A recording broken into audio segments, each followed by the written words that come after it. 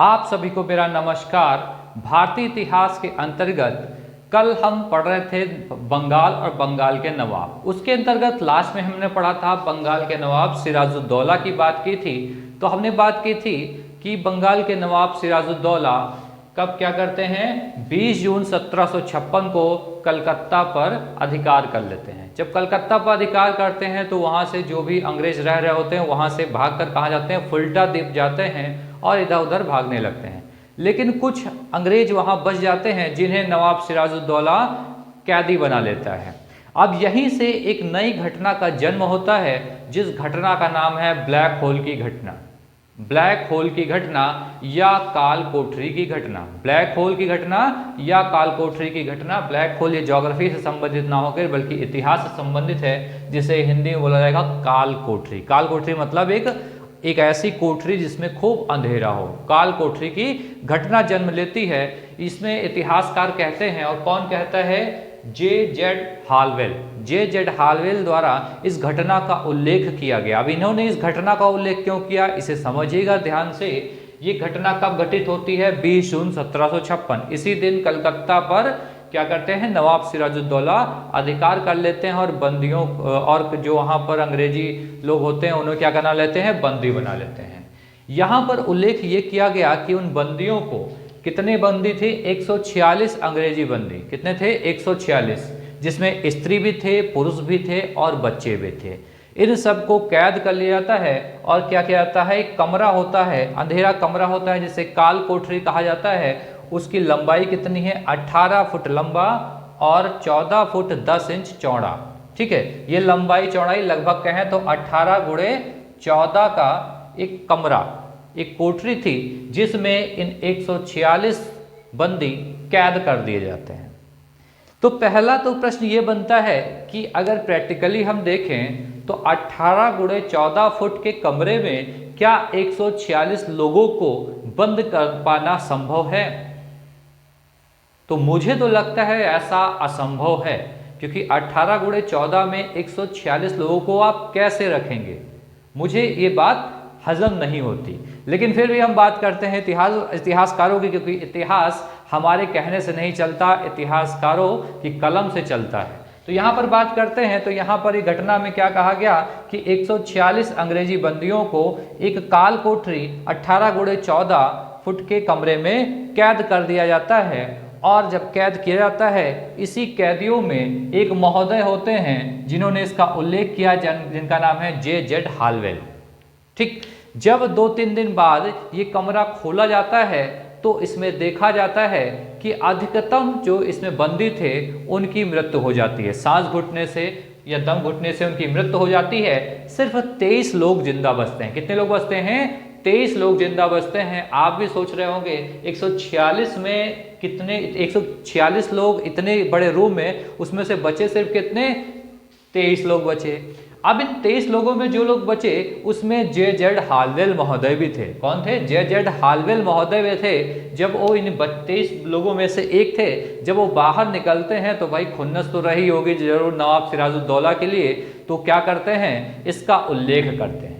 और उल्लेख कैसे करते हैं, जाते हैं अपने अंग्रेजी अधिकारियों के फ्रंट में और कहते हैं कि नवाब सिराजुद्दौला ने 146 लोगों को एक काल कोठरी में बंद कर दिया और जब खोला गया तो उसमें मात्र 23 लोग बचे, जिसमें मैं भी था। अब बात करते हैं जो घटना का उल्लेख इन्होंने किया कि 146 लोग थे, इतना बड़ा कमरा था जिसमें सिर्फ 23 लोग बचे। तो ये क्या लगता है, एक षड्यंत्र सा लगता है, मनगढ़ंत कहानी सी लगती है। और कहीं ना कहीं ये एक चिंगारी का काम भी करता है। चिंगारी का काम इट मीन्स अंग्रेजों में आक्रोश उत्पन्न करना था, किसके लिए, नवाब सिराजुद्दौला के लिए। अब यहाँ पर बात करें तो उस समय समकालीन मुस्लिम इतिहासकार थे जिनका नाम था गुलाम हुसैन। उसी समय वो भी थे। उस समय उन्होंने अपनी पुस्तक लिखी जिसका नाम था सियारुल मुतखैरिन। सियारुल मुतखैरिन एक पुस्तक लिखी। उन्होंने इस पुस्तक में इस घटना का कोई भी उल्लेख नहीं किया। अगर उसी समय वो पुस्तक लिख रहे थे और ये घटना घटी थी तो मुझे लगता है उन्हें उस पुस्तक में इस घटना का उल्लेख जरूर करना था, क्योंकि बहुत सी घटनाओं का उन्होंने उल्लेख किया लेकिन उन्होंने इस घटना का उल्लेख नहीं किया। उसके अलावा हम बात करें 1915 में आते हैं तो 1915 में जे.एच. लिटिल जो कि आधुनिक इतिहासकार हैं, वो क्या कहते हैं? वो कहते हैं कि हालवेल तथा उनके उन साथियों ने इस झूठी घटना का अनुमोदन किया तथा इस घटना या कथा को रचने का षड्यंत्र किया। उन्होंने कहा ये जो कथा है ये क्या है? मनगढ़ंत कहानी है, इसको सिर्फ षड्यंत्र के रूप में रचा गया है। यहाँ लापरवाही जरूर रही किसकी? नवाब सिराजुद्दौला की, लेकिन ये पूरी रूप से कहानी जो है मनगढ़ंत और षड्यंत्र पूर्वक लगती है। घटना हुई होगी तो इतनी भयानक नहीं हुई होगी। फिर इसी घटना का और विश्लेषण किया जाए तो 1959 में एक राइटर हैं जिनका नाम है ब्रजेन गुप्ता। ब्रजेन गुप्ता ने उल्लेख किया यह घटना घटी अवश्य, लेकिन काल कोठरी में बंदियों की संख्या 146 ना होकर कितनी थी? 64 थी। कितनी? 146 ना होकर 64 थी, जिसमें 21 लोग जीवित बचे थे। ठीक है, 21 लोग जीवित बचे थे। तो बहुत हद तक बहुत सारे इतिहासकार कहते हैं यह पूर्ण रूप से मनगढ़ंत रचना थी, कोई इसमें सच्चाई नहीं थी। और बहुत सारे इतिहासकार जो कि 1959 में सबसे लास्ट में ब्रजेन गुप्ता ने बताया कि इसमें 146 कैदी ना होकर बल्कि 64 कैदी थे, जिसमें से सिर्फ 21 जीवित बचे थे। तो इसी घटना को क्या कहा गया? काल कोठरी की घटना या ब्लैक होल की घटना। इससे अंग्रेजों में काफ़ी ज़्यादा रोष भी आया था। और उसके बाद क्या होता है? इन्हीं अंग्रेजों बंगाल के नवाब सिराजुद्दौला और अंग्रेजों के जो लीडर थे रॉबर्ट क्लाइव के मध्य एक संधि होती है, जिसे बोला जाता है अलीनगर की संधि। कौन सी संधि? अलीनगर की संधि। आपसे डायरेक्ट एग्जाम में पूछा सकता है अलीनगर की संधि कब हुई? तो कब हुई? 9 फरवरी 1757 को अलीनगर की संधि हुई। किनके मध्य हुई? तो बंगाल के नवाब सिराजुद्दौला और रॉबर्ट क्लाइव के मध्य हुई। अब ये एक तरफ इधर हुआ ब्लैक होल की घटना। अब यहाँ अंग्रेजों में जब आक्रोश आता है तो दोनों में कंप्रोमाइज की स्थितियां उत्पन्न होती हैं नवाब और अंग्रेजों के मध्य। तो उसी के अंतर्गत अलीनगर की संधि होती है 9 फरवरी 1757 को। और इस संधि के अंतर्गत जो बंगाल के नवाब होते हैं सिराजुद्दौला, वो अंग्रेजों को उनका एकाधिकार वापस करने की बात करते हैं, जिसके अंतर्गत कंपनी के क्षेत्राधिकार और विशेषाधिकार पुनः स्थापित हो जाते हैं। किसके? अंग्रेजों के कंपनी के क्षेत्राधिकार एवं विशेषाधिकार पुनः स्थापित हो जाते हैं। और यहाँ पर जो अंग्रेजों को क्षति पहुँचती है तो नवाब क्या कहते हैं? कंपनी को नवाब द्वारा मुआवजा। तो यहाँ पर नवाब कहते हैं कि हम आपको मुआवजा देंगे और मुआवजे की दर हम निर्धारित करेंगे। उसके बाद क्या होता है? यहाँ पर नवाब क्या करते हैं? कंपनी को अपने स्थलों को दुर्गीकृत करने, अपने जो स्थल हैं उनको दुर्गीकृत मतलब उनको कवर करने एवं सिक्के ढालने की अनुमति। इन्हें अपने स्थलों को दुर्गीकृत करने की परमिशन मिल जाती है और सिक्के ढालने की भी परमिशन मिल जाती है। अभी जो अलीनगर की संधि होती है, अब यहाँ से अंग्रेज अभी भी सेटिस्फाई नहीं होते हैं, क्योंकि अगर बात करें अंग्रेजों की बात करें तो आए तो थे हमारे वहाँ व्यापार करने, फिर धीमे धीमे पैर पसारने लगे और फिर धीमे धीमे पूरा एकाधिकार कर लिया। तो यहाँ पर जब उन्हें संधि हुआ, कंप्रोमाइज़ हुआ, उनको इतने अधिकार दे दिया गया, उसके बाद भी उन्हें सेटिस्फेक्शन ना मिला।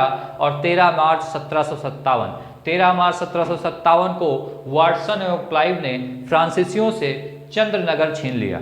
अब फ्रांसीसियों से चंद्रनगर छीनना, ये फ्रांसीसियों को बहुत ही तगड़ा आघात पहुंचना था। क्या था? बहुत ही तगड़ा आघात पहुंचना था। 13 मार्च 1757 को वाटसन एवं क्लाइव ने फ्रांसीसियों से चंद्रनगर छीन लिया। जब चंद्रनगर छीन लिया तो बंगाल के नवाब सिराजुद्दौला कहते हैं कि ये जो अलीनगर की संधि हुई थी ये संधि का उल्लंघन है। इससे नवाब क्या करते हैं? अंग्रेजों के प्रति रुष्ट हो जाते हैं और कहते हैं संधि का उल्लंघन किया है। और फिर क्या करते हैं? क्लाइव जो है षड्यंत्र रचना स्टार्ट कर देते हैं। क्लाइव षड्यंत्र रचना इसलिए क्या करते हैं? ऑलरेडी उनके अंदर खुन्नस होती है, और जो कि बंगाल के नवाब सिराजुद्दौला एक पावरफुल पर्सन होता है, अत्यधिक सेना उसके पास होती है। तो यहाँ पर क्लाइव को अगर उसे हराना है तो क्या है? उसके खिलाफ षड्यंत्र रचना होगा। तो यहाँ पर फिर क्या करते हैं? क्लाइव षड्यंत्र रचना स्टार्ट करते हैं।